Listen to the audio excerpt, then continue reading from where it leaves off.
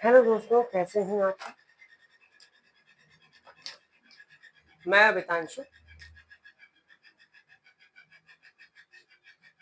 आज हम डिस्कस करेंगे इस सवाल को जो मैंने क्लास में भी डिस्कस किया था। तो मैं सोचा इम्पोर्टेंट है, ये बेसिक को मजबूत बनाता है, फाउंडेशन को मजबूत बनाता है। तो आप देखिए, जैसे भी मैंने कल की वीडियो में आपको बताया था, चार चीज मैंने बताया था। चार चीज क्या क्या बताया था? स्ट्रेट एंगल बताया था, अल्टरनेट इंटीरियर एक्सटीरियर बताया था, और फिर उसके बाद मैंने करस्पॉन्डिंग बताया था। यहाँ पे करस्पॉन्डिंग भी यूज होगा। सबसे पहले हम लोग जान जाएंगे कि यहाँ पे यूज क्या क्या होगा। तो पहला क्या होगा? करस्पॉन्डिंग यूज होगा यहाँ पे। दूसरा क्या यूज होगा? अल्टरनेट यूज होगा। अल्टरनेट यहाँ पे यूज होगा दोस्तों। तीसरा क्या यूज होगा? स्ट्रेट एंगल यूज होगा। देखिए, इन तीनों का यूज करके मतलब सॉरी, इन तीनों का यूज करके दोस्तों हम बड़े से बड़े सवाल का एंगल तुरंत निकाल सकते हैं, अगर हमारे पास इस प्रकार के सवाल होंगे तब। चलिए पहला देखते हैं मैंने कैसे इसको सॉल्व किया। देखिए, सबसे पहले मैंने यहाँ स्ट्रेट एंगल का यूज किया है, क्योंकि बोला है कि एक्स का मान बताइए। स्ट्रेट एंगल हमारा 180 का होता है। ये हमारा सीधी रेखा है। ये हमारा अगर 110 है तो ये हमारा क्या हो जाएगा? 17 डिग्री का जोड़ देंगे तो 180 हो गया। इससे हमारा निकल गया एक्स का मान। अब बात रह गया, जब एक्स का निकल गया तो यहाँ पे जेड का निकलना होगा। तो देखिए, एक ऊपर है और एक अंदर है, मतलब एक बाहर एक अंदर। ये क्या हमारा करेस्पॉन्डिंग यहाँ पे यूज हो रहा है। तो अगर ये 17 तो ये भी 17। करेस्पॉन्डिंग में क्या होता है?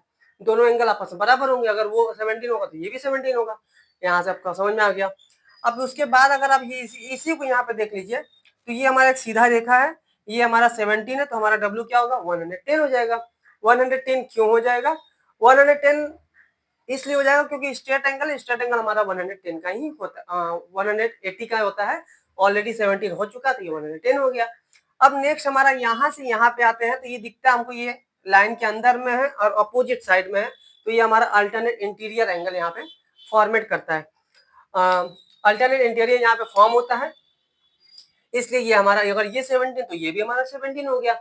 आई होप आपको समझ में आ रहा होगा। अगर समझ में आ रहा है तो चैनल को तुरंत सब्सक्राइब कर दीजिए, क्योंकि यही अच्छा समय है। इस पेज को अगर आप समझ सकते हैं, लगता है कि हाँ ये आपके लायक है, तो पक्का चैनल को सब्सक्राइब क्या करिए। क्योंकि एक वीडियो बनता है ना, तो केवल वीडियो नहीं बनता है, ये पूरे बच्चों के लिए बेस बनता है। अगर सच में लगता है कि हाँ इसके पहले हमको ये एंगल समझ में नहीं आता था, आप समझ में आ रहा है, तो बिल्कुल सब्सक्राइब कीजिएगा। चलिए नेक्स्ट देखते हैं। फिर उसके बाद हमको ये दिखा कि इस प्रकार के जो ये सवाल है, मान लीजिए अगर ये यहाँ पे ये नहीं है, मान लीजिए यहाँ पे नहीं है, मान लीजिए ये यहाँ पे नहीं है, ठीक है, ऐसा मान लीजिए आप, ऐसा यहाँ पे नहीं है। अब बोल दिया जाए कि आपसे कि चलिए एक्स वाई जेड और डब्ल्यू का मान निकालिए, तो भाई जिसको ये सब नहीं पता है तो तुरंत कहाँ निकाल पाएगा?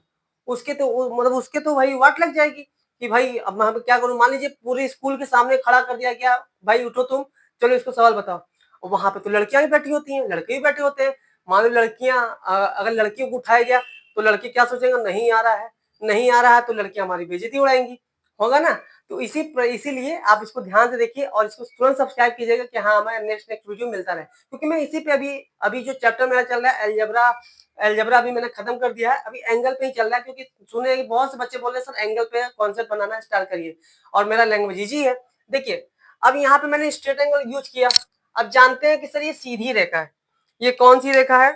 सीधी रेखा है। सीधी रेखा जो होता है 180 डिग्री का होता है एंगल में, आप जानते हैं। तो ये हमारा 110, तो ये हमारा 17 हो गया। इस प्रकार से मैंने यहाँ से 17 निकाल लिया। अब मुझे देखना है, ये भी एक सीधी रेखा है, लेकिन एक तो पता ही नहीं है भाई, दोनों को मिलाकर 180 होना चाहिए। एक तो जानना होगा, अगर ये हमारा बाहर है ये हमारा अंदर है, तो यहाँ पे कौन सा यूज हो रहा है? करस्पॉन्डिंग यूज हो रहा है।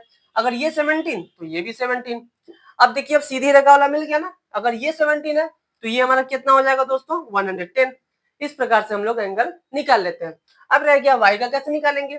अगर जब हम लोग इसको जाने ही लेंगे तभी तो निकालेंगे। तो अल्टरनेट में यही बोलता है इंटीरियर या फिर एक्सटीरियर। तो ये देखिए दोनों लाइन के अंदर है, और दोनों लाइन के अंदर है विपरीत दिशा में।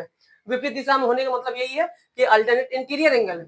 अगर अल्टरनेट इंटीरियर का एक एंगल का मान दिया है तो दूसरा भी जो होगा वही होगा। ये भी हमारा 70 डिग्री हो जाएगा। उम्मीद करते हैं आपको फिर समझ में आया होगा। मैं फिर से एक बार रिपीट कर देता हूँ। इसमें जो यूज हुआ है आपका करस्पॉन्डिंग यूज हुआ है, अल्टरनेट एक्सटीरियर इंटीरियर यूज हुआ है, और यहाँ पे स्ट्रेट लाइन एंगल का यूज हुआ है। तो पहले मैं हमको एक मान दिया था, केवल एक दिया था, और इसी की वजह से मैंने स्टेट के माध्यम से इसका 70 निकाल लिया। फिर दूसरा क्या दिया है, यहाँ पे निकाला मैंने, ये ऊपर और ये अंदर है, तो ये हमारा करस्पॉन्डिंग हो गया। एक ही लाइन की एक साइड में एक्सटीरियर और इंटीरियर का तालमेल बराबर होना चाहिए, तो यहाँ पे एक्सटीरियर या इंटीरियर, ये भी हमारा 70 हो गया। ठीक है दोस्तों, उसके बाद जब ये 17 हो गया तो ये स्ट्रेट लाइन है, स्ट्रेट लाइन है, तो ये भी तो हमारा 110 का हो जाएगा। ठीक है ना, जब ये 110 का हो गया और फिर ये हमारा 17 हो गया, तो ये दिख रहा है कि जस्ट इसके अपोजिट में ऊपर दिया हुआ है, अगर ये 70 तो ये भी 17। क्यों 17? अल्टरनेट इंटीरियर एंगल की वजह से 17। आई होप इतना आपको समझ में आया होगा। रिपीट करके वीडियो को देखिएगा, कॉन्सेप्ट वेरी क्लियर हो जाएगा, मैं जान रहा हूँ। और इससे इजी लैंग्वेज में कोई नहीं पढ़ाता है जितना इजी लैंग्वेज में बता रहा हूँ। और इसमें अगर आपको स्टेटमेंट लिखना होगा तो आप कमेंट बताइए कि सर स्टेटमेंट कैसे लिखेंगे, मैं वो भी बता दूंगा। ठीक है, आज के लिए इतना ही, मिलते हैं नेक्स्ट वीडियो में, तब तक के लिए बाय बाय दोस्तों।